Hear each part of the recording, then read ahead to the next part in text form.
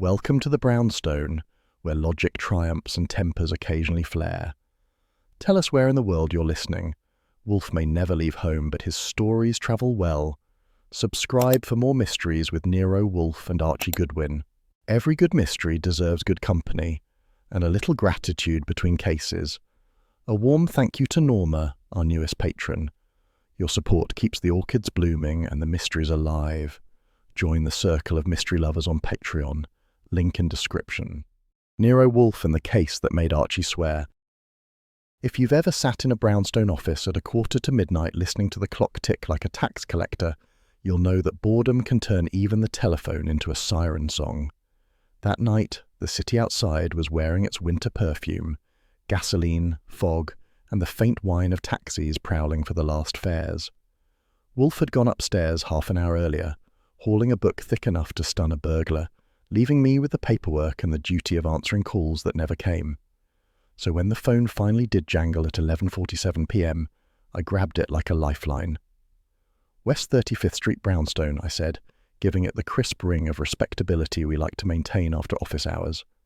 A woman's breath, quick and unsteady, filled the line. Then, in a voice that sounded like it had just stepped out of a perfume ad and into a panic, she said, "Tell Mr. Wolfe the blood's on my gloves. He'll understand." Click. Dead air. Now, there are wrong numbers and there are wrong numbers. This one had nerves, perfume, and homicide written all over it. I stayed frozen a beat longer than I like to admit, then tried a polite hello, which got me nothing but static. I cradled the receiver slowly, the way you might lower a revolver you're not sure is empty. Curiosity may have killed a cat, but it pays the rent for a detective's assistant. I flipped open the phone log and checked the exchange digits. Madison 7-something. A quick call to the operator, and 5 minutes of charm later, I had the source. A Madison Avenue number belonging to Maison Gervais, a couture salon that sold gowns expensive enough to make a duchess pawn her tiara. At this hour, it ought to have been locked, dark, and dreaming of spring collections, not bleeding. I debated whether to wake the boss, but waking Wolfe at midnight is like poking a hibernating bear with a stick of celery. You might survive, but you won't enjoy it. I decided a little reconnaissance wouldn't hurt. I rang information again and got the home number of Claudine Verrill, proprietress of the Maison. It rang 10 times and died. That made strike 2. I considered calling Kramer, but if I told him a mysterious dame whispered blood on my gloves, he'd think I'd been reading dime novels. Besides, Wolfe dislikes police preempting his glory. So I wrote a neat note for the morning, poured myself a glass of milk. Yes, milk. The scotch had gone the way of the war rations, and leaned back to think. The office was dim, the lamplight painting gold rectangles on the rug. Wolfe's desk looked smug and immovable, as if it knew its master would descend eventually and demand tribute in the form of order and silence. The orchid clock on the shelf ticked past midnight. I was weighing whether to head upstairs when the elevator groaned, a sure sign the bear was stirring. He appeared in the doorway in his yellow silk robe, the folds arranged with the precision of a treaty. He regarded me as though I were an uninvited fungus. Good heavens, Archie, have you developed insomnia or is civilization collapsing? Depends who you ask. A lady just called to say she's redecorated her gloves with blood and wanted you to know. He blinked once, which in Wolfean means a full Broadway gasp. Nonsense. No lady phones a man at such an hour to boast of felony. She didn't boast. She sounded like she'd just lost the argument. Wolfe crossed to his chair, settling in like a battleship docking. Repeat her words precisely. I did. He listened with eyes half closed, fingertips meeting in front of him like two diplomats on neutral ground. Describe her voice. Breathy, maybe mid-20s, educated vowels with money behind them. Frightened. Could be gin, could be guilt. Pfui. He reached for the bell cord, thought better of it. The police? Haven't heard a thing. I checked the number. Maison Gervais, they sell frocks. He lifted a brow. A fashion house. I should have known vanity was involved. You propose what? I propose we don't nap through a murder, if that's what it is. Your zeal, though commendable, is ill-timed. It is after midnight, and I have consumed beer sufficient to impair precision. Tomorrow at 10 o'clock you may telephone the salon and ascertain whether they are missing any gloves or women. I grinned. And if by 10 the blood's dry? He opened his eyes fully. That's Wolfe's version of a slap. Archie, I do not gallivant through New York at the call of every neurotic female who misdials. You will restrain your impulses. Sure, I said, but if a corpse shows up in a sequined gown before breakfast, you'll owe me $5. He sighed the sigh of Western civilization collapsing. Your levity is execrable. Yeah, but it keeps the lights on. He pushed back from the desk, eyeing me. Did she mention my name before or after the phrase concerning blood? Before. Tell Mr. Wolfe she knew you. Then she will present herself or be presented by the authorities. Either suffices. Good night. He rose, which signalled adjournment, but something in his eyes lingered. Not annoyance, calculation. As he turned for the elevator, he said, Archie, lock the door, and if anyone rings, let them remain in the street. Curiosity is not armour. That was his way of saying he smelled trouble. After he'd gone, I jotted the essentials in the notebook. Time, number, words, and my hunch that the voice belonged to a woman used to velvet and headlines. I toyed with dialing again, but resisted. Wolfe's ears reach uncanny distances when disobedience is afoot. Instead, I typed up the day's report, pretending not to listen to the city murmuring outside, the occasional siren, the whisper of tires through wet pavement. Around 1, Fritz padded in silently, a robe tied around his middle and disapproval tied around his mouth. Mr. Goodwin, perhaps you will sleep. The master has retired. Sure, Fritz, just giving civilization a few more minutes to collapse. He sniffed, muttered something Swiss, and vanished. I shut the typewriter, stretched, and killed the lamp.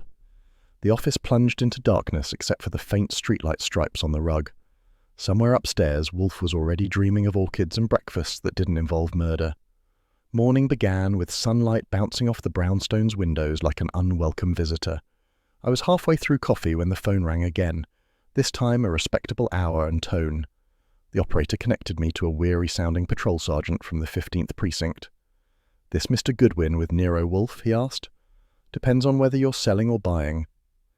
Got your number from a slip of paper found at a scene, a joint called Maison Gervais. You know anything about that? Only that their customer service is unpredictable. What scene?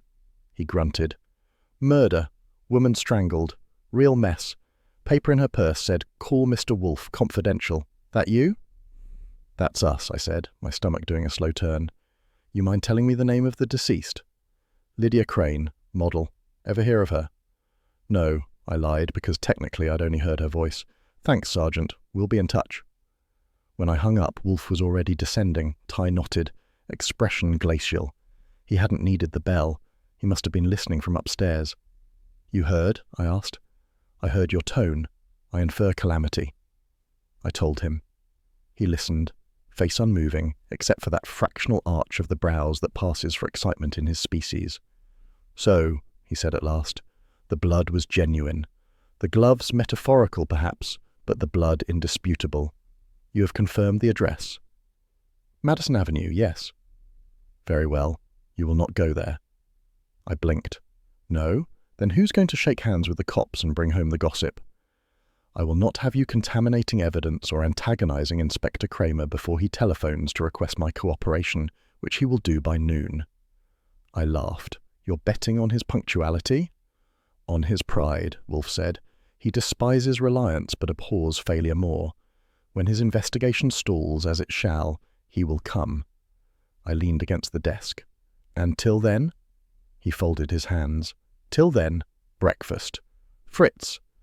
The door opened almost instantly, proving Fritz had been eavesdropping under the sacred pretext of timing the eggs. Wolfe dictated an order of griddle cakes, sausages and beer chilled to the temperature of judicial objectivity. As Fritz withdrew, Wolfe regarded me. You are perturbed. Maybe just flattered. She called for you, not me. He allowed a small sound, halfway between a hum and a sigh. Archie, if I permitted your vanity full expression, this establishment would require a mezzanine. Attend instead to the facts. A woman sought my aid, failed to secure it, and is dead. That offends me. He meant it. Under the layers of pomp and vocabulary, Wolfe had a conscience shaped like a safe, steel, hidden, but solid. I said, "Then we're taking the case?" He reached for his book on the stand, opening it without looking down. "When the living arrive with a retainer, yes. Meanwhile, we shall eat." "Sure," I said. "And when Kramer rings, should I tell him the usual, that you're busy or bloated?" His mouth twitched. Call it Wolfe's version of a grin. "Tell him I am considering. That should suffice to vex him." I poured myself more coffee and watched sunlight inch across the orchid's leaves. Somewhere uptown, a corpse lay among silken headlines, and a woman's voice echoed in my head. "Tell Mr. Wolfe the blood's on my gloves. He'll understand." Wolfe might wait for clients, but I had a feeling this one wouldn't wait for him. There are two kinds of mornings at the brownstone. Today was the second kind. The first is when nothing happens. Wolfe's orchids get more conversation than I do, and my biggest decision is whether to have the second cup of coffee before or after the first yawn. The other kind starts when someone rings the bell while I'm still buttering my toast, and Fritz looks at me as though I personally invited calamity to breakfast. It was 10:18 when the bell went. Wolfe was upstairs among his orchids, communing with tropical vegetation in tones of priestly reverence, and I was at my desk making notes about the midnight call that had yanked me out of the chair, and Wolfe downstairs soon after. The city outside was brisk, cold, and smug about it, the kind of Manhattan morning that polishes its windows and forgets the alleys. Fritz appeared in the doorway with the patient despair of a saint who's misplaced heaven. "Mr. Goodwin, a lady. She insists. She says Mr. Wolfe will wish to see her." "Describe the lady," I said, reaching for my jacket. "If she's selling encyclopedias, we're fully educated." "She is elegant," Fritz said solemnly, "and, how you say, pale." That combination could mean either socialite or undertaker's client. I told him to show her in and buzzed the elevator bell. Wolfe's voice floated down the shaft a minute later. "Archie, I am engaged." "Sure, so's she. But she came to the wedding in a panic and with 10,000 reasons to interrupt your orchid confessional." There was a long pause, followed by a resigned thump of the elevator descending. When it stopped, Wolfe emerged wearing a brown silk robe, expression like granite carved for posterity. He gave one glance toward the office door, where the lady now stood, and nodded once, permission to admit beauty under protest. Claudine Verrill looked the way magazine covers try to, tall, poised, too well dressed for comfort, with a veil that couldn't hide the tremor around her mouth. Her perfume arrived half a second before she did, and smelled like imported money and nerves. "Mr. Wolfe," she said softly, "I was told you never leave your house, so I came." Wolfe inclined his head as if royalty had trespassed. "Madam, you are correctly informed. Be seated." She sat, clutching her handbag like a life-preserver. "It's about my establishment, Maison Gervais. One of my mannequins, my girls, was found dead this morning, in the fitting room, strangled." That word dropped into the room like a coin into a deep well. I waited for the splash. Wolfe didn't give her one. He merely leaned back, fingertips meeting. "You have informed the police?" "Yes, of course. Inspector Kramer's men were there when I arrived, but Her voice caught. "They suspect me." "Do they?" Wolfe's tone was as smooth as whipped cream. "And what, pray, compels you to consult me rather than your attorney?" She hesitated, then looked at me. Women always do when they're deciding whether to trust Wolfe. I gave her the neutral expression I reserve for taxpayers and trick questions. "Because," she said finally, "the police found my scarf, around her throat, crimson silk, one of my own designs." Wolfe sighed through his nose. "Then you are indeed in difficulty."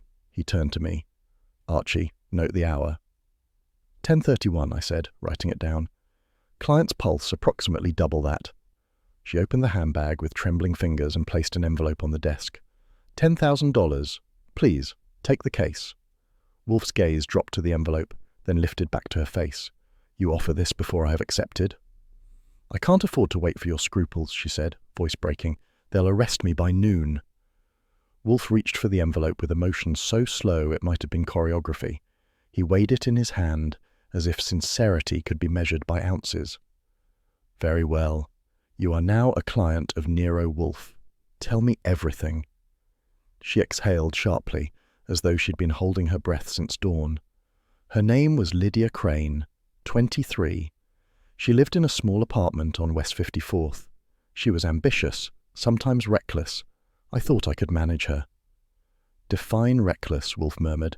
She flirted with anyone who looked solvent.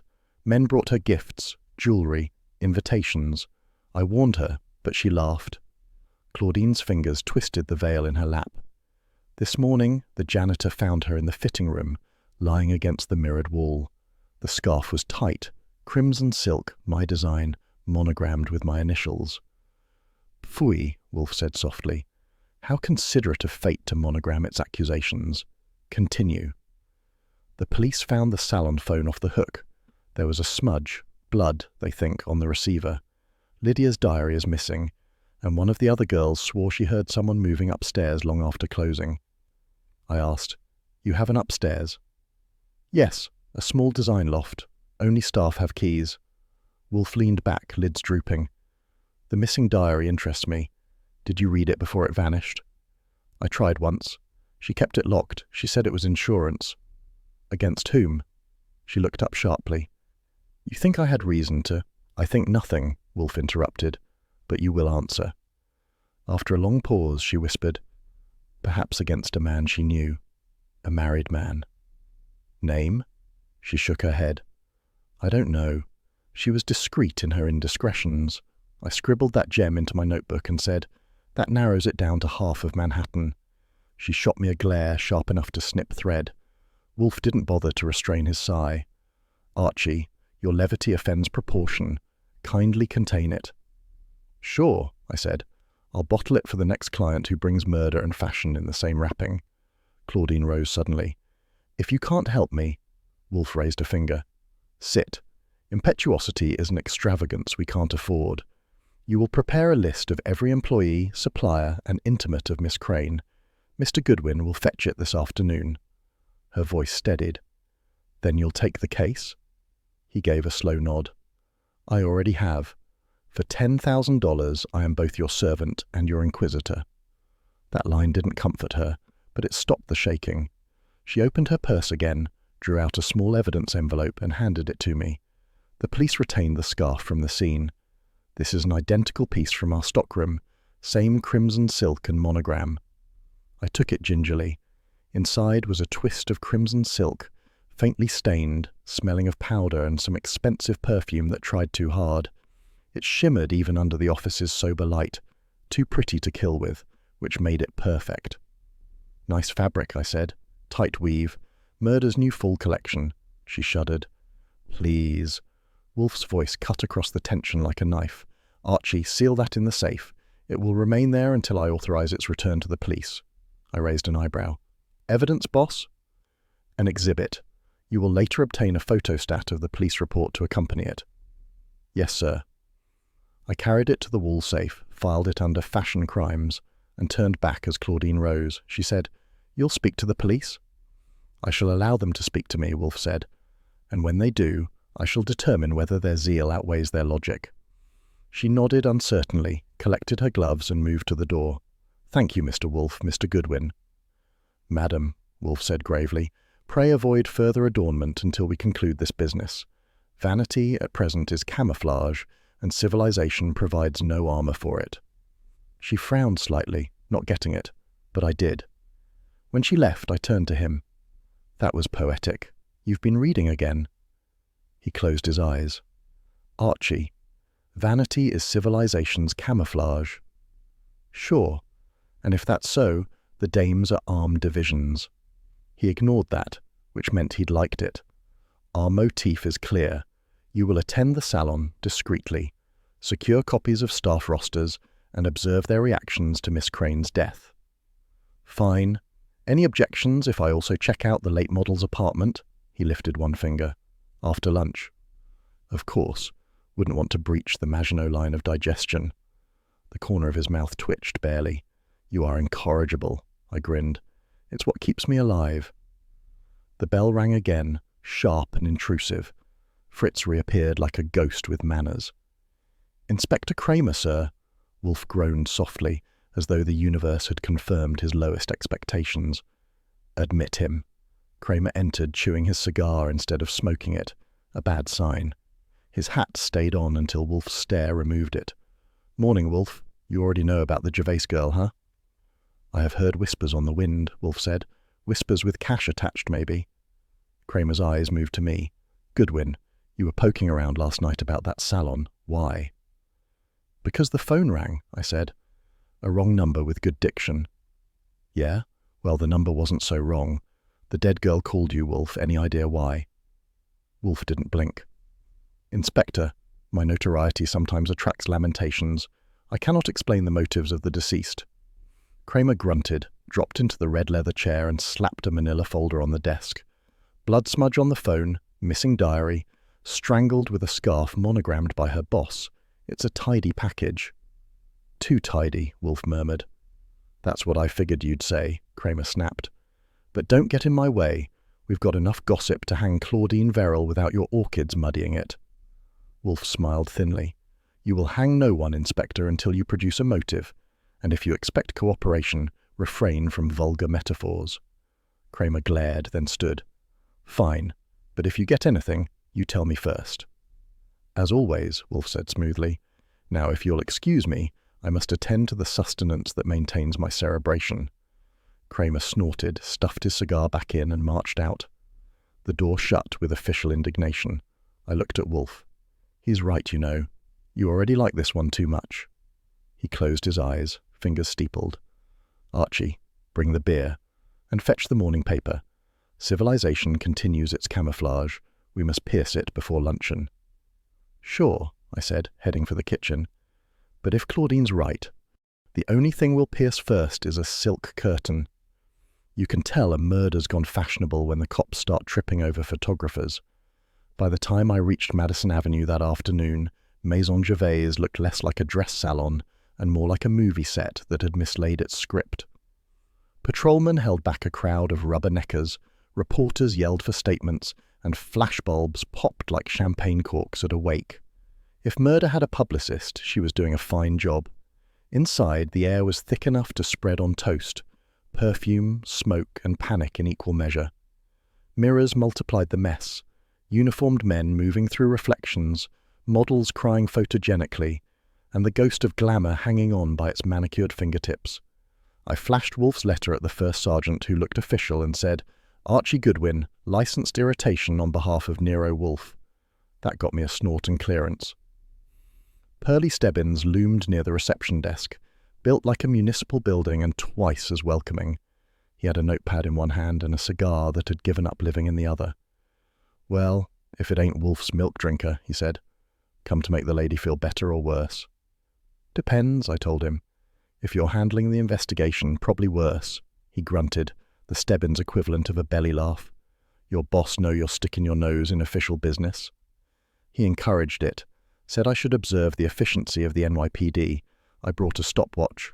Pearly growled but waved me through. "Kramer says Claudine Verrill's our best bet. Her scarf, her place, her motive. We just need the ribbon tied." "Careful, Pearly," I said. "You start mixing metaphors with fashion, someone will make you wear a cravat." I left him simmering and made for the main showroom. The floor was a battlefield of couture and confusion. Racks of dresses leaned drunkenly against walls. One mirror was cracked like a guilty conscience. A dozen mannequins stood frozen mid-pose, heads tilted in silent gossip. Somewhere in back, a camera clicked and a detective swore about footprints on carpet. A tall woman with a tape measure hanging from her neck intercepted me. "You are not police," she announced in an accent sharp enough to cut silk. "Correct. I'm the visiting fireman, Archie Goodwin, representing Mr. Wolfe, who is allergic to fresh air. You're the head seamstress?" "Madame Rue," her eyes narrowed. "If you are here to write in a newspaper, I throw you out." "I wouldn't dream of it. I just need a few stitches of truth." That got me a sigh worthy of tragedy. The dead girl, Lydia, she was vain, yes, but she made the dresses live. She flirted with Monsieur Gervais, with clients, with the mirror. That is not crime. "Depends which mirror," I said. "Mind telling me about last night?" "We worked late for the spring showing. Midnight I go home. She stayed, said she must finish hemming a gown. When I came this morning," she crossed herself, "the police, the blood, the scarf. I asked about the missing diary. She shook her head. She kept it in her bag always, like a secret friend. Now both are gone. And this back stair I keep hearing about? Her eyes flicked to the mirrored wall. There, behind display number 4. It goes to the alley. We use it for deliveries. Only staff know. Anyone use it last night? I heard a step. I thought it was Lydia, but maybe... She stopped, frowning. Maybe it was heavier. That was interesting, but she folded her lips before I could pry more. I thanked her and moved on toward the dressing area. The scent of perfume was strongest there, layered with something less pleasant. Fear gone stale. One of the cops pointed out where the body had been found against the mirrored wall, a red smear on the tile marking the spot like punctuation. I took a look around. The cord from one display dress had been replaced, bright new silk among older fabric. Someone had hurried that job. A flashbulb went off, and I turned to meet the next act in this matinee, a model tall enough to need 2 cab fares and wearing grief like yesterday's headline. She gave me a once-over that would have insulted a mirror. "You're not police," she said. "Everyone's a detective today. Call me Archie." "I'm Nina Fay." Her voice carried cigarette smoke and self-importance. "Lydia and I shared a flat. Until last week. She moved out." "Trouble in paradise?" She shrugged. She was getting too big for small rooms. Had a new friend with expensive habits. "Name?" "If I told you, where's the fun?" She smiled thinly. "Ask Claudine Verrill, or her husband. He financed half the gowns and all the gossip." That was a neat red herring if I'd ever heard one, but she didn't look bright enough to know she'd dangled bait. I left her to her mirror and stepped into the back corridor, where a man in a pinstripe suit was giving orders to a constable. He had the smooth look of someone used to lending money at better odds than the bank.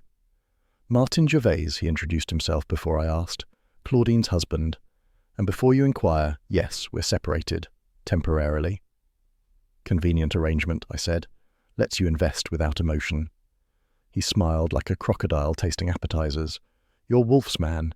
Claudine said she might call him. Tell your employer to be careful. My wife's genius for fashion is equaled only by her appetite for melodrama." "Appreciate the warning," I said.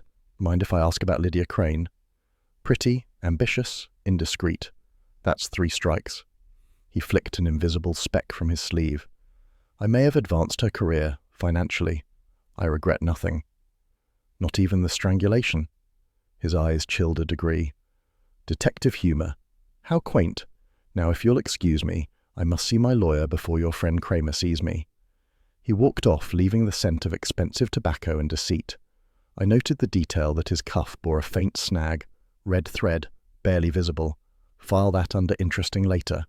By noon, I'd filled 3 pages of notes and had collected enough conflicting motives to start a small civil war. The crowd was thinning when Pearlie Stebbins lumbered back, looking pleased with himself. "Well, Goodwin, we found something you missed.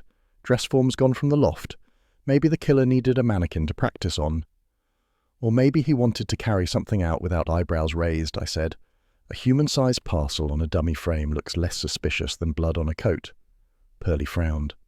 "You think you're funny?" "I think you'll find the form near a back stair," I said. "Behind mirror 4. He blinked. "How'd you—" "Trade secret.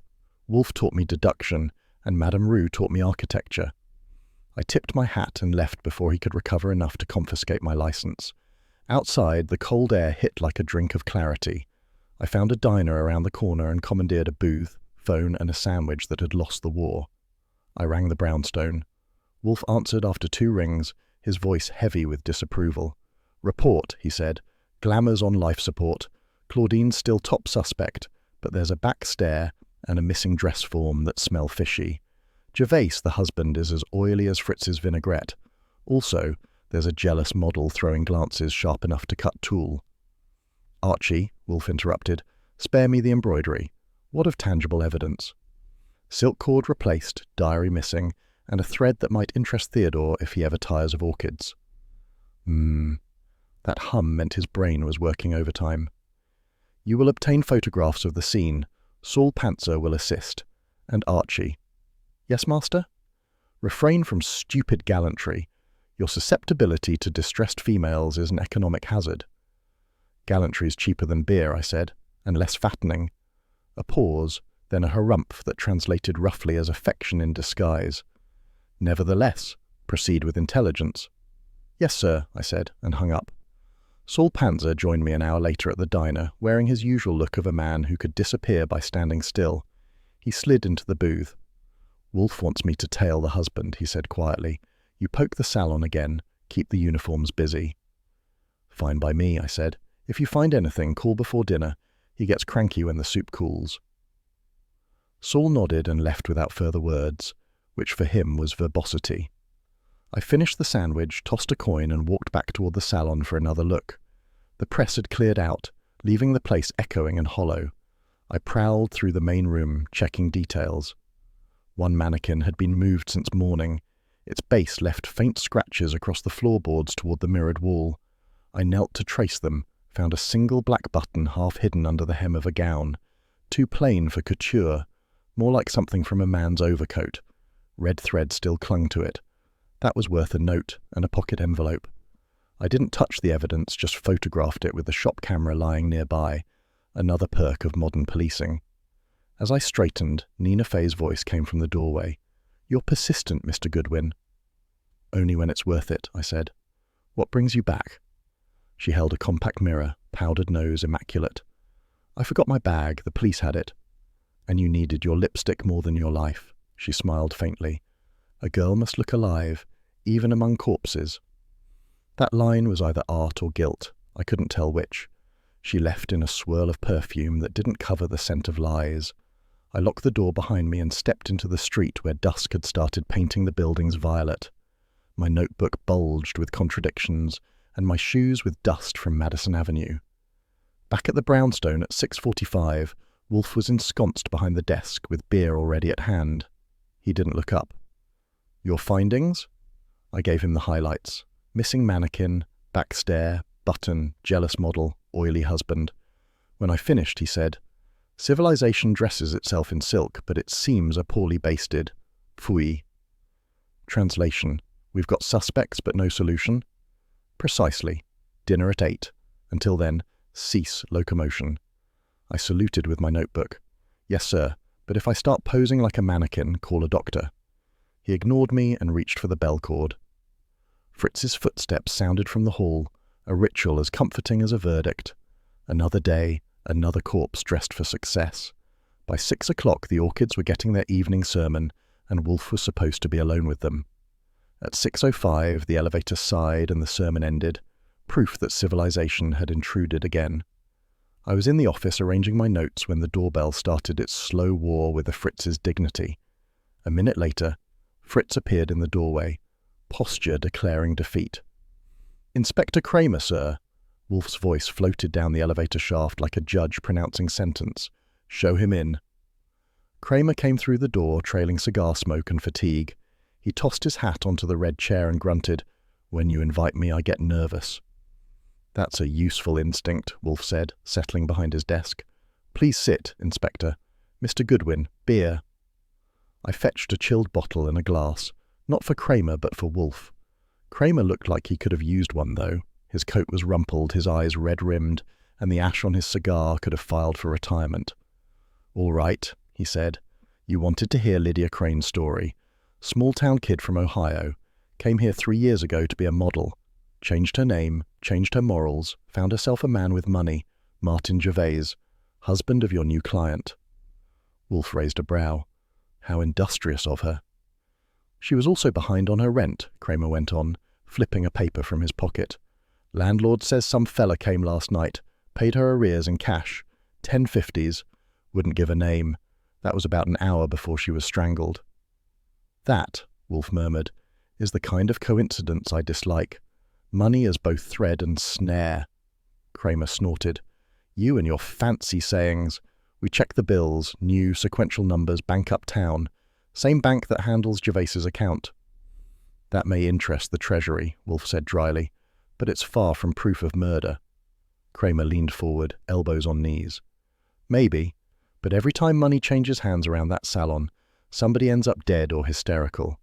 Your lady client had motive, opportunity, and accessories for strangulation." I cut in. "So did half the mannequins, and most of them look meaner in daylight." Kramer shot me a look. "Goodwin, I've read your notes. You do decent work when you're not cracking wise." That's the nicest thing anyone from the city payroll ever said to me. Wolfe interlaced his fingers, eyes half closed. You mentioned my client's estranged husband. Why is he not under arrest?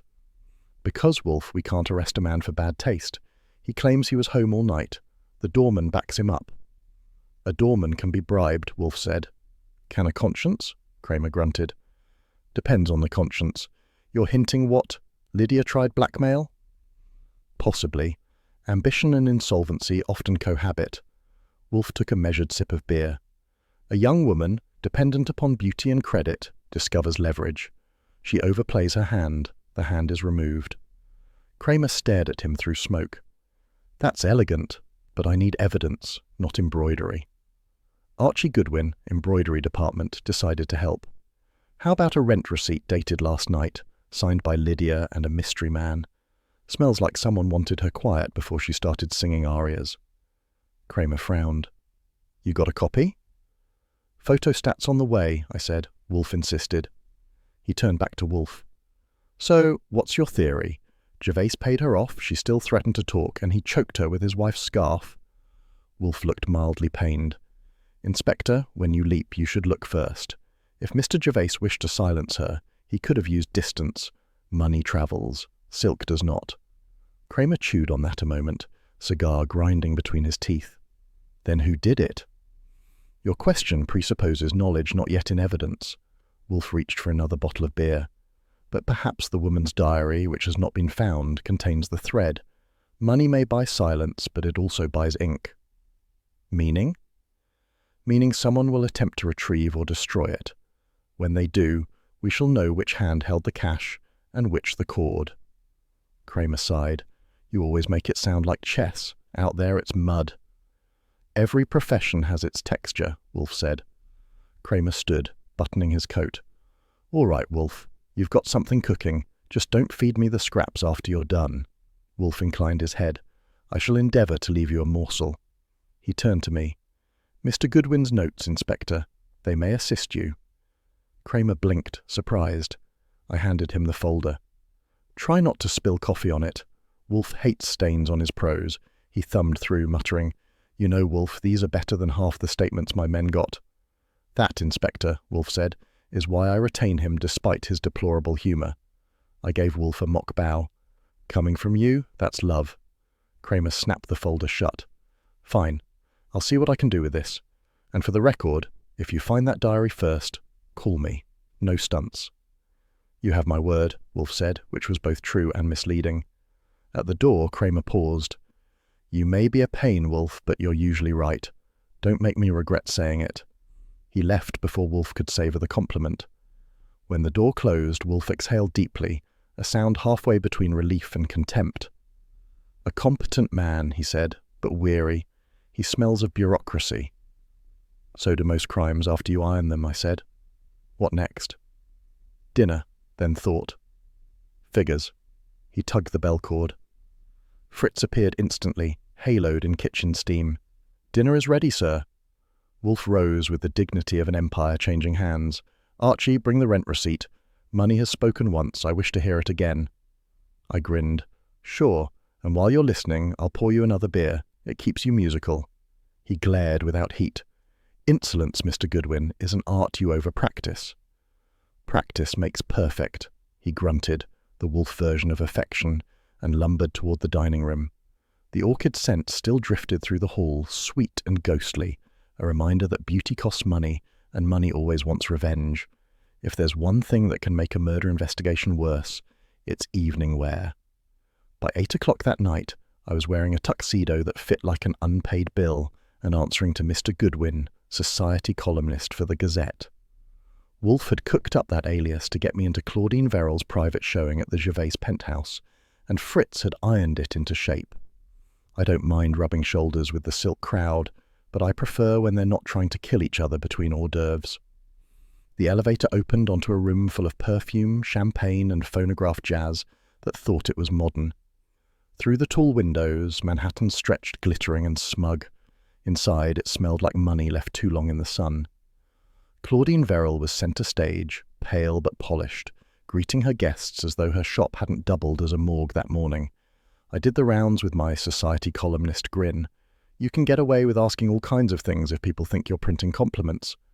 I chatted up a banker's wife who knew every scandal except her husband's, a dowager who could kill with condescension, and half a dozen young men who thought gossip was currency.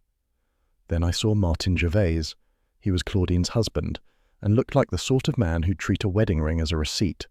He was charming the way a cobra is charming, smooth, glittering, and dangerous when drunk, which incidentally he was. He caught sight of me and lurched over, glass in hand. "Who are you?" he demanded. "You don't belong here. Claudine's taste never included newspaper men." "Times change," I said, "and so do wives." He laughed, which sounded like a cough that had learned bad manners. "Wolfe's boy, aren't you? My wife's hired philosopher." "I'm his assistant. He's more the sedentary prophet type." "Tell him I hope he chokes on her retainer," Gervais said, then leaned closer. "You think she's innocent? She isn't. Lydia Crane was a fool, but my wife's a worse one. She thought she could keep me clean by getting her hands dirty." That sounded like a confession trying to disguise itself as poetry. Before I could ask more, someone else called his name, and he wandered off, sloshing his drink like a threat. The models began their parade then, draped in silks and sequins, pretending that tragedy was just another accessory. I was debating whether fashion was fatal by design when a familiar voice purred behind me. Well, if it isn't the man with questions. Nina Fay, Lydia Crane's former roommate, stood there in a silver dress that did for fabric what sin does for Sunday school. Her eyes were smoky, her smile practiced. "Miss Fay," I said, "you've moved up in the world since the police station." "I adapt," she said. "Lydia used to say survival was a matter of charm and timing. Yours seems to be working." She leaned closer. Lydia was clever. Too clever. She kept things, letters, photos. People paid her to forget them. Blackmail? Her eyes flicked around the room. Call it insurance. Someone important got tired of paying the premiums. Before I could push, the lights flickered. Once, twice. A ripple of surprise ran through the room, followed by a single high-pitched scream. When the chandeliers steadied again, Claudine Verrill was on the floor, her champagne glass overturned, her face the colour of her pearls. Guests froze, gasped, and then erupted into chaos. I got there first, kneeling beside her. She was breathing, barely. Her eyes fluttered open long enough to whisper, "It was meant for..." And then she fainted again, ruining my chance at a quotable moment. The waiter hovered nearby, white-faced, stammering. I grabbed his tray and sniffed one of the half-full glasses. There was a bitter tang under the bubbles. Cyanide, maybe, or something fashionable. Kramer's boys arrived in record time, probably because they'd already been watching the party. I slipped out before Pearlie Stebbins could decide I looked guilty.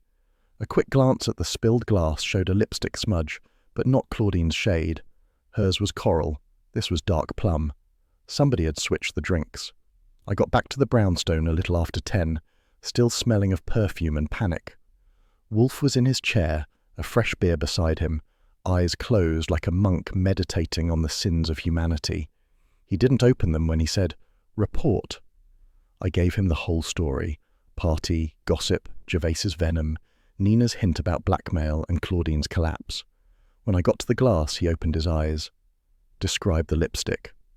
"Dark, expensive, and not Claudine's. Maybe Nina's, maybe somebody else's. Pfui, vanity and violence are poor companions." "She'll live, by the way," I added.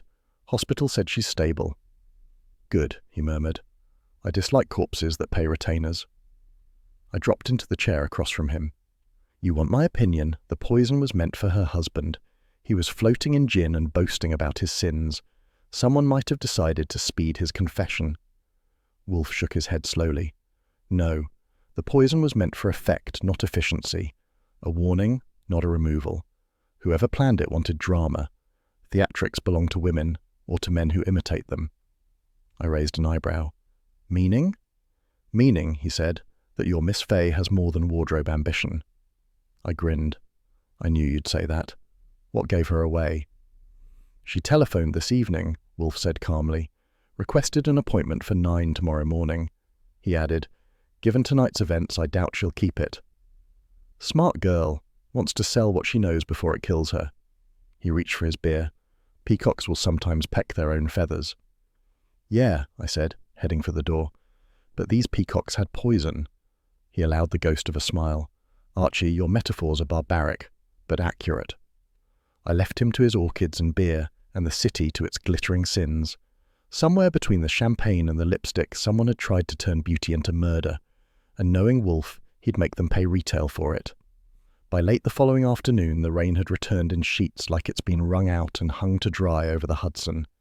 That night, rain hammered against the brownstone windows with the steady malice of a bill collector. Wolfe's office glowed in lamplight, golden and civilized against the storm, but the mood inside wasn't fit for a chamber orchestra. I was at my desk, finishing a report for Wolfe's files, when Claudine Verrill arrived looking like the ghost of fashion past, elegant still, but unravelling at the seams. Fritz took her coat without a word. She didn't bother with small talk, which was a relief. The weather had cornered that market.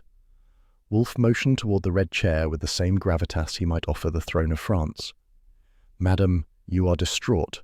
I detest distraction, so compose yourself and speak."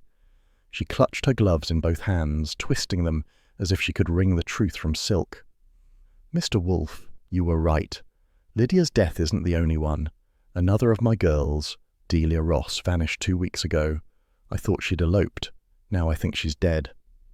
That got Wolfe's full attention. His head tilted a fraction, the Wolfe equivalent of leaping to his feet. "Explain." She worked fittings, minor runway jobs. Pretty, too young for the men who noticed her. Delia used the same scarf line as Lydia, crimson silk with the Gervais monogram. The order sheets came from the same supplier. "And you did not inform the police?" Wolfe asked. Her eyes darted toward me. "I was afraid. If they investigated, they might discover the money." Wolfe's brows gathered slowly like clouds before lightning. "What money, madam?" She hesitated. "During the war, I, Maison Gervais, received contracts for relief shipments, blankets, uniforms, field dressings.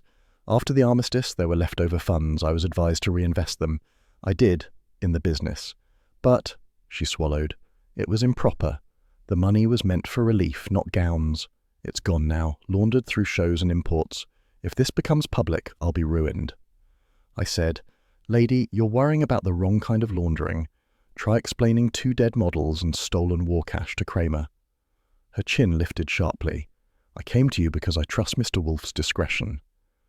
"Pfui," Wolfe said softly, which in his dialect meant thank you and stop flattering me. He leaned back, fingertips steepled. "You understand, madam, that your admission constitutes moral guilt, if not legal. You will make full disclosure of all financial ledgers." "I burned them," she whispered. Archie Goodwin, stenographer to Chaos, wrote it down anyway. "She burned them," I said aloud, just in case Wolfe's blood pressure needed a boost. He glared at me, then turned back to her. "Destruction of evidence is seldom as complete as the destroyer believes. You will surrender any remaining records." She reached into her handbag and produced a folded sheet of onion skin paper, damp from the rain. "This is all that remains. The bank statement. The codes on the side. Those aren't order numbers. They're fabric types. I used them to conceal shipments." Wolfe took the page delicately, studying it through half-lidded eyes. "A crude cipher, but serviceable. Each entry corresponds to a bolt of cloth. Curious. You have one line repeated, pattern R5, twice in the same week." "That was Lydia's fabric," she murmured. "The crimson silk." "Indeed." Wolfe tapped the paper with a thick finger. "And Delia Ross's?" "R5 as well. The same batch." The room went still except for the rain. Somewhere in the kitchen, Fritz was preparing something involving butter and moral superiority. Wolfe placed the statement on his desk blotter. "So, 2 women connected by one pattern. A pattern purchased with illicit funds. I'm reluctant to find symmetry in death, but it insists." Claudine's voice trembled. "You think whoever discovered my misuse of funds killed them to punish me?" "I think," Wolfe said, "that guilt seldom travels alone. It hires accomplices." That earned me a look. I shrugged. Or maybe someone just wanted to keep the profits clean. Wolfe's hand flicked toward me like a punctuation mark. "Enough levity. Miss Verrill, you will remain silent about this revelation until I decide otherwise.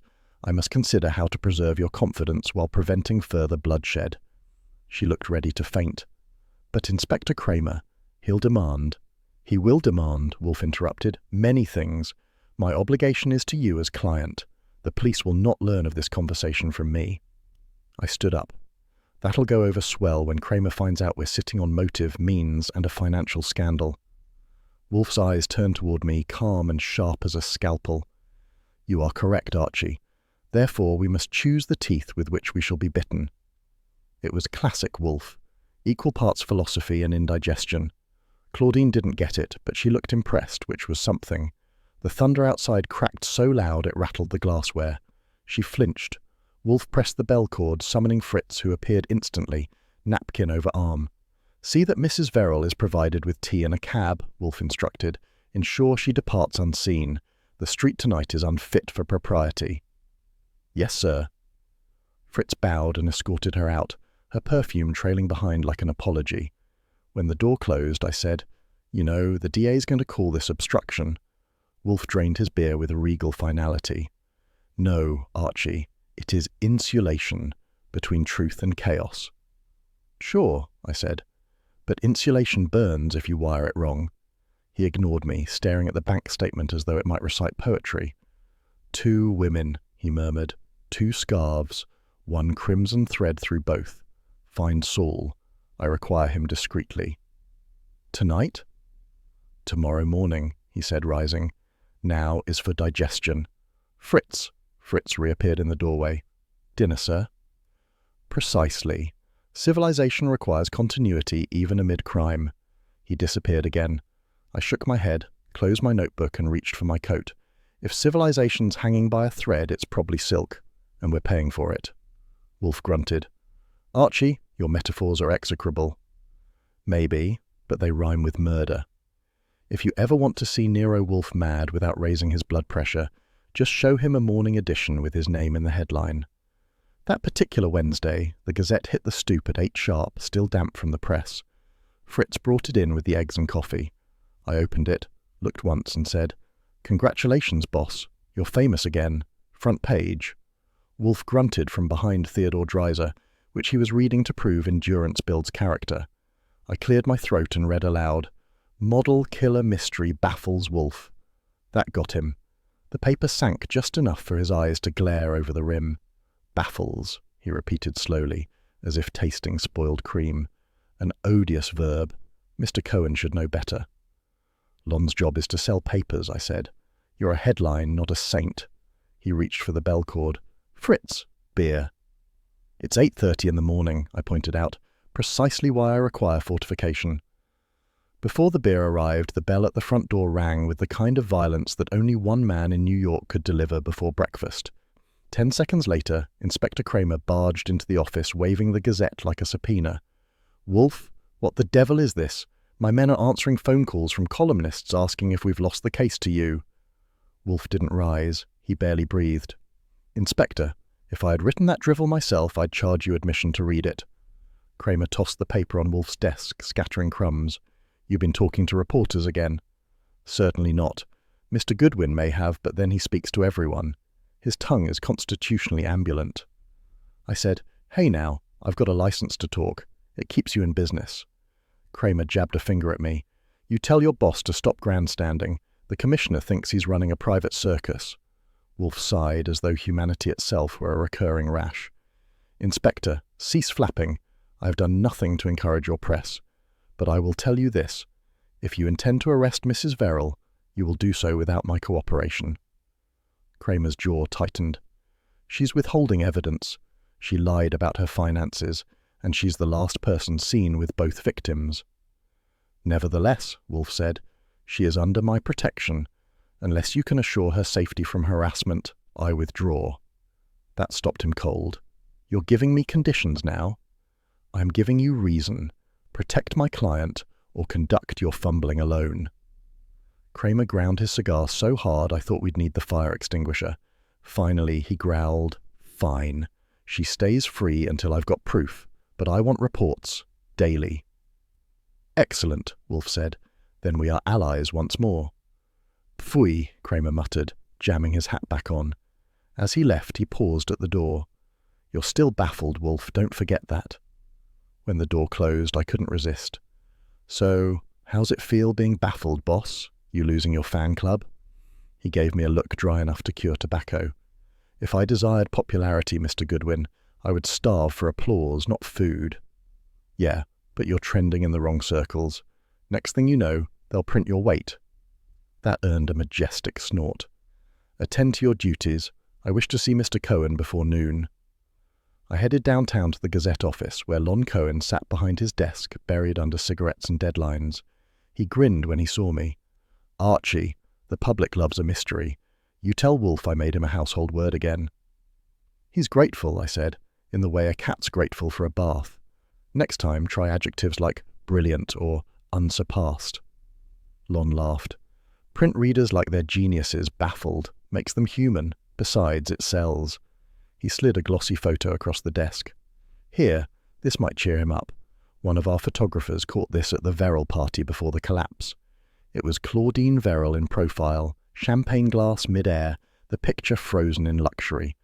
But in the glass reflection, tiny, almost missed, was a blurred figure standing close behind her. Not Gervais, not Nina Fey. Someone shorter, wearing a waiter's jacket. "Nice lens work," I said. "Mind if I borrow it?" "Sure, just don't tell me what it means. I've got a deadline." I left him to his nicotine and headed for a diner on 38th. It was past lunch and the crowd was thin. Only the fry cook, a few cabbies, and a brunette who didn't look hungry. I was halfway through my coffee when the door jingled and in walked Nina Fey, minus her usual polish and with eyes that could melt varnish. She slid into my booth without invitation. "Mr. Goodwin," she said softly, "don't look behind me." That's a good way to make a man look. "Don't," she hissed. "Martin's here." I turned anyway, casually, and sure enough, Martin Gervais stood at the counter pretending to study the pie list. For a man supposedly estranged from his wife and despising Nina, he was doing a fine job of looking devoted. "Romantic rendezvous?" I asked. "Don't be stupid," she snapped. "He called me, said he wanted to help me. I think he's afraid." "Of what?" She lowered her voice. "Of what Lydia left behind. That diary. I don't have it, but he thinks I do." Before I could ask more, Gervais paid his check and left without looking back. Nina sagged. "He's playing both sides. If Claudine falls, he inherits the business. If not, he can still buy silence." "Sounds like a busy man," I said. "Where do you fit in?" "I don't," she said bitterly. "And if Wolfe's smart, neither will he." She left before I could stop her, heels clicking out into the night. I paid the bill, pocketed the Gazette photo and headed back uptown. The rain had started again, slicking the sidewalks with reflections. By the time I got home, Wolfe was exactly where I'd left him, in his chair, digesting both dinner and destiny. I handed him the photo. He studied it, then murmured, "A reflection within a reflection. How fitting. Truth seldom appears directly, Mr. Goodwin. It prefers glass." "And people," I said. "Half of them are see-through." He folded the photo, placed it on the desk and reached for the bell cord. "Fritz, beer." "Sure," I said. "Make it 2. We'll need fortification when the next headline hits." If you ever want to know what loneliness sounds like in Manhattan, try standing outside a locked fashion salon at midnight while the rain plays percussion on the awning. I'd been there 15 minutes, collar up, hat brim down, watching Saul Panzer's shadow melt into a doorway across the street. Wolfe had sent us both after Nina Fey, who, according to Saul, was up to something more nocturnal than beauty sleep. At 12:13 she appeared, trenchcoat, scarf, umbrella that wasn't open. She moved like a woman expecting ghosts. The key in her hand trembled as she unlocked the glass door of Maison Gervais and slipped inside. I gave her a minute, then followed. The salon at night was another world. Mannequins frozen mid-pose like gossipers caught in a lie. The scent of perfume gone stale, and rain streaking the windows like tears someone forgot to wipe. I stepped quietly past mirrored walls until I saw the thin wedge of light from the fitting room. Nina was kneeling by a trunk, pulling something wrapped in plastic from a garment bag. I cleared my throat gently, didn't want to get shot by a nervous blonde. She gasped, spun, then sagged when she recognized me. "Goodwin, you scared me half to death." "That's a 50% success rate," I said. "What's in the bag? Doesn't look like last season's collection." Her hands shook as she unzipped it. Inside was a leather-bound notebook, edges frayed. "Delia's diary," she whispered. "I found it hidden behind the dress forms. She wrote everything. The money, the threats, the shows that were just covers. Claudine's in danger." A sound cut her off, soft but sharp, like cloth tearing. The curtain behind her rippled. I shouted, lunged forward, but the blade came first, a flash of metal between mannequins. Nina gasped, staggered back into my arms, her breath hot with panic. The curtain swayed again as the killer vanished through the side exit, footsteps swallowed by the rain. I got her on the floor, pressing my hand against the wound just below her shoulder. Not fatal, thank God. "Stay still," I said. "You're fine, just grazed." It was a lie, but lies are sometimes the best medicine. With my free hand, I grabbed the wall phone and dialed the brownstone. It rang twice before Wolfe's voice came, cool as an ice bath. "Archie." "Midnight shift reporting in. We've got company. 1 diary, 1 stab wound, 1 missing maniac." "Describe your position," he said. "Salon floor. Lights out except the back lamps. Saul's outside. Nina's breathing but leaking. Police next?" "Yes. Call Inspector Kramer. Say the word knife and he'll bring an orchestra. Stay where you are." "Thanks, Dad." "Archie," Wolfe said sharply, "take care. You are not replaceable." That was Wolfe's version of sentiment, the kind he'd usually rap in Latin. I hung up, called the precinct, and turned back to Nina. She was conscious, biting her lip. "He was waiting," she whispered. I didn't see his face, just the glove. I looked toward the curtain.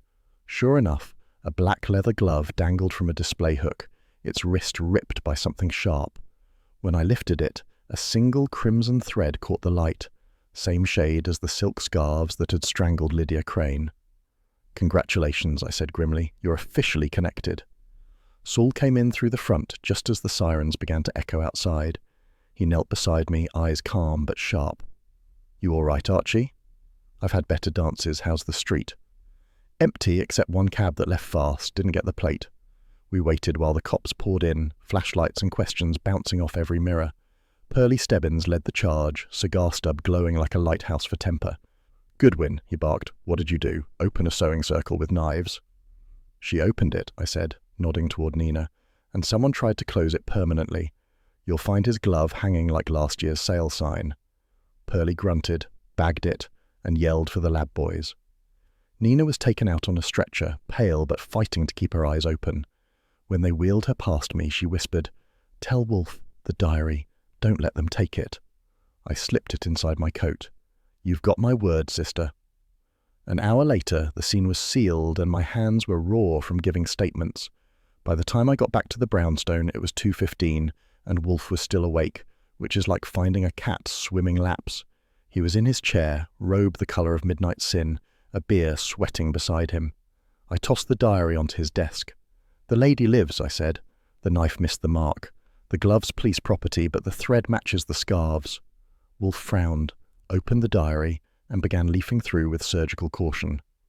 Handwriting, feminine. Ink the same as the notes you retrieved from Lydia's bureau.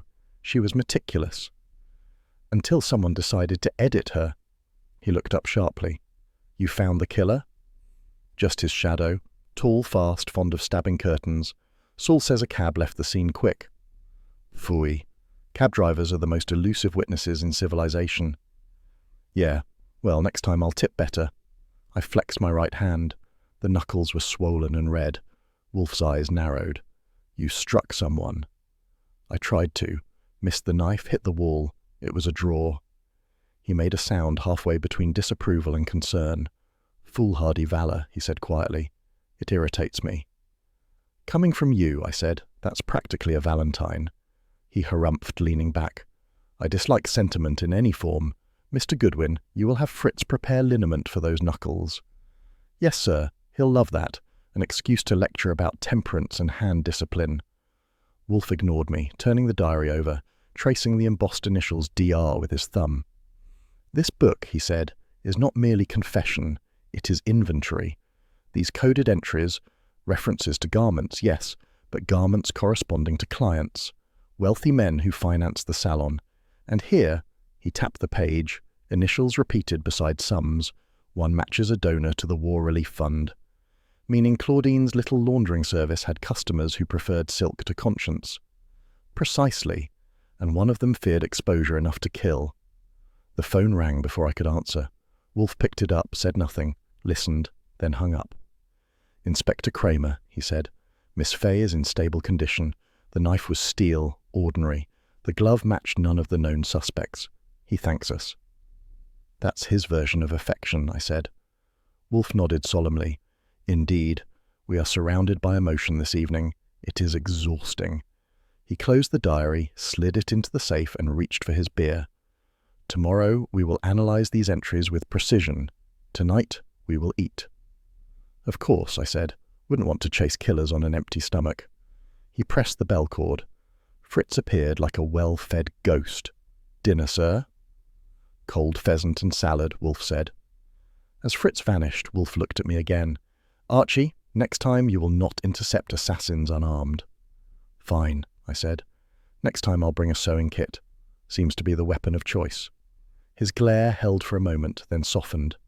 "Imbecile," he murmured, which from Wolfe was as close to "take care of yourself" as it got. I grinned. "Good night to you too." Outside, the rain kept falling, steady, relentless, washing the blood and fashion out of Manhattan, but never the sin. The brownstone had seen its share of dramas, suspects squirming, Kramer fuming, Wolfe pontificating, but that evening it looked ready for curtain call. Fritz had rearranged the office furniture into what I called Wolfe's private courtroom. Wolfe's throne-like chair behind the desk, mine at the side like the bailiff with a sense of humour, and the red and yellow armchairs facing him in perfect alignment, ready for confessions. Even the orchids upstairs might have been listening through their petals. At 7:55 p.m, the parade began. Claudine Verral arrived first, pale and poised, the picture of couture penitence. Martin Gervais followed, his smile greasy with charm and gin. Lon Cohen came with his notebook and apology in equal measure. Then, punctually on the dot, Inspector Kramer arrived, the cigar preceding him like a herald of law and irritation. He took one look at the setup and growled, "I should have charged admission." "Do sit down, Inspector," Wolfe said smoothly. "We require your official capacity, not your sarcasm." "Too bad," Kramer said, but he sat, flicking ash into my wastebasket like he owned it. Wolfe surveyed them all as if auditioning a jury for moral fitness. "We are here," he began, "to restore order. Intellectual, moral, and civic. My reputation has been besmirched, my client imperiled, and the police confounded. None of these can stand." Martin chuckled. "You're certainly not modest." "Modesty," Wolfe replied, "is the virtue of mediocrity. I am not afflicted." I bit back a grin. Claudine looked ready to faint. Cohen, bless him, was scribbling as if the walls themselves might quote Wolfe. Wolfe gestured toward me. "Mr. Goodwin, the diary." I placed Delia Ross's recovered diary on his desk, its worn leather cover catching the lamplight. "Exhibit A," I said, "for those keeping score." "Thank you," Wolfe said. "This diary, as you know, was written by Miss Delia Ross, whose disappearance preceded the two murders that have plagued this wretched affair. Within it, she chronicled payments, names, and coded references to bank transactions, entries noted by fabric codes." He lifted a photostat from his file and held it delicately between two fingers. "R5, for example, crimson silk. You may recall that Miss Crane died by strangulation, and Miss Ross's disappearance implicates the same crimson silk pattern, with that same material. Symbolism, Inspector, occasionally exceeds coincidence." Kramer puffed smoke. "I'll reserve judgment." "Do," Wolfe said, "but not for long. These entries correlate with deposits into an account under the name Maison Gervais Holdings, funded by Mr. Martin Gervais. Mr. Gervais, would you care to enlighten us as to why your signature appears on bank slips marked with fabric codes?" Martin leaned back, smirking. "I own the company. I sign the checks. That's hardly a revelation." "It is not the signing, but the hand that matters," Wolfe said. "Observe." He produced another sheet, a photocopy of the coded statement Claudine had given him earlier. "Note the identical slant, the peculiar loop of the G, the flourish beneath the total. The same hand wrote both, one as financier, the other as embezzler." Kramer leaned forward, cigar hanging. "You're saying he was laundering money through his own wife's business?" "I'm not saying it. Wolfe corrected. I am demonstrating it. He siphoned war relief funds through the fashion accounts, disguising them as fabric purchases. When Miss Ross discovered it, she vanished. When Miss Crane learned more and threatened exposure, she died. Martin's grin faltered. You can't prove any of that. On the contrary, Wolfe said, voice turning silkier than any scarf. I can prove you are a man of habits. You drink excessively, gamble moderately, and underestimate women consistently. Your wife suspected. Your model blackmailed. Your accomplice, Miss Fay, attempted to silence the evidence but was herself attacked when conscience wavered. Yet you, Mr. Gervais, made one fatal error. He paused long enough for the air itself to hold its breath. Claudine's hands trembled in her lap. Kramer grunted. Go on, Wolfe. I intend to, Wolfe said. The attempted poisoning at the penthouse, champagne glasses switched. Only one person in the room could have done so unnoticed, the waiter. Yet that waiter's face was never clearly seen. Photographs show only the back of his head, until Mr. Cohen's publication this morning. Cohen blinked. The reflection? Precisely, Wolfe said, turning the Gazette photo toward us. In the champagne glass, a reflection, distorted but distinct enough for enlargement. A man's jawline, clean-shaven, wearing false spectacles. Tonight, Saul Panzer confirmed the reflection's match to Mr. Gervais. Martin half rose.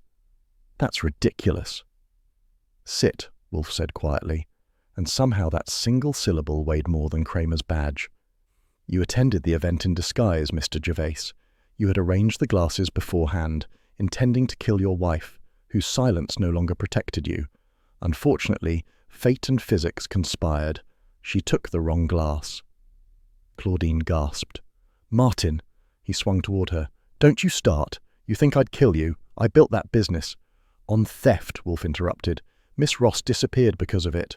Miss Crane strangled. Miss Fay stabbed. And you sit there defending yourself with semantics. Kramer rose now, slow and deliberate. You're sure about this, Wolfe? I'm sure enough to wager my breakfast beer.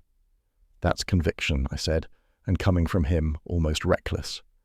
Kramer moved to stand behind Martin. We'll see how the lab feels about that handwriting. Martin turned suddenly, voice cracking. You can't prove I was there. I never wore that uniform. Phooey, Wolfe snapped. The glove found at the scene bore the same crimson thread used in the sleeve lining of your lion-tailored overcoat. Imported, limited batch. Your tailor confirmed the match. That did it. Martin bolted for the door, but Kramer was faster.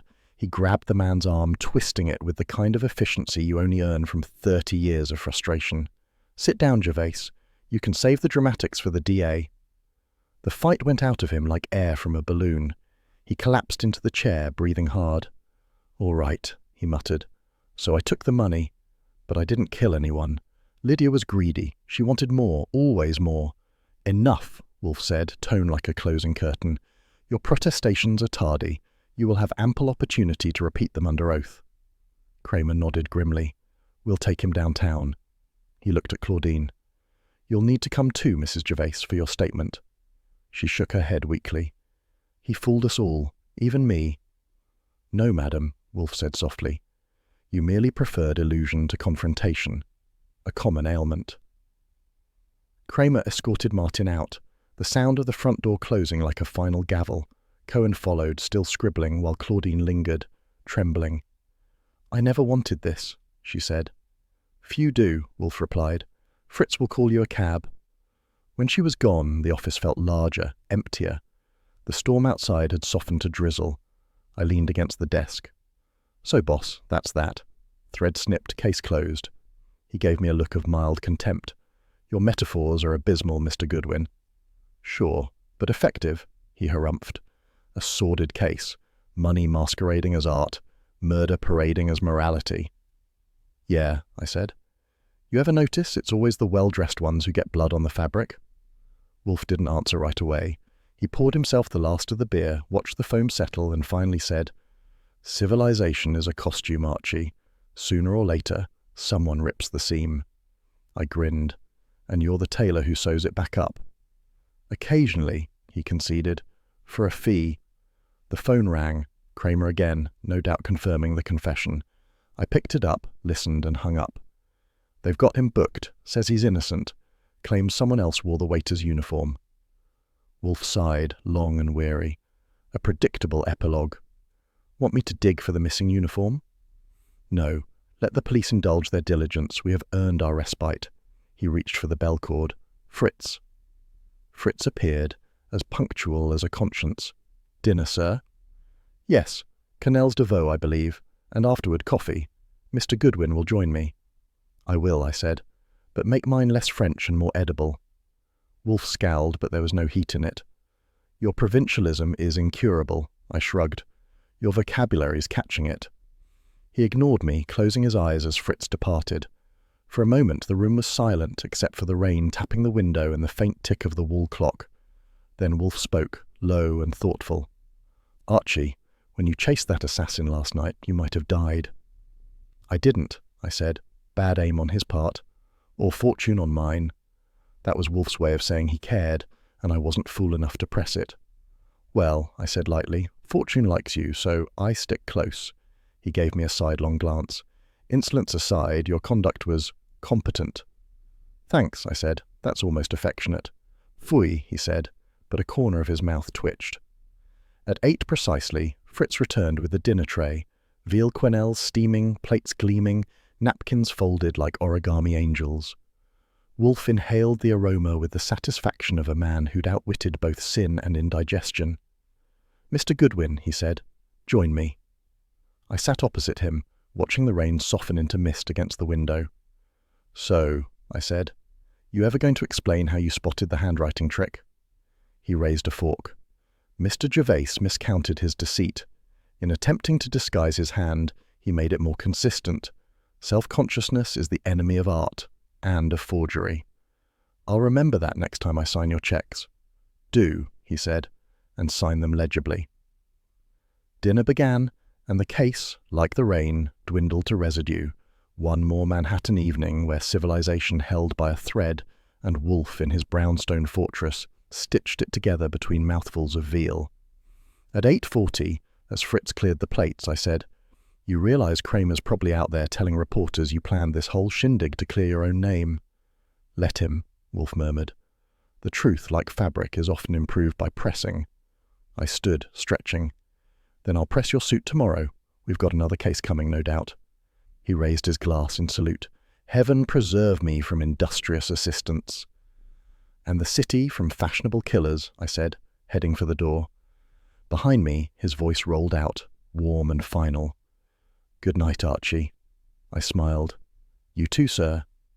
And that was that, the end of another evening where the lies of Manhattan unravelled neatly in Wolfe's hands, leaving only truth, silk, and the faint scent of orchids in the air.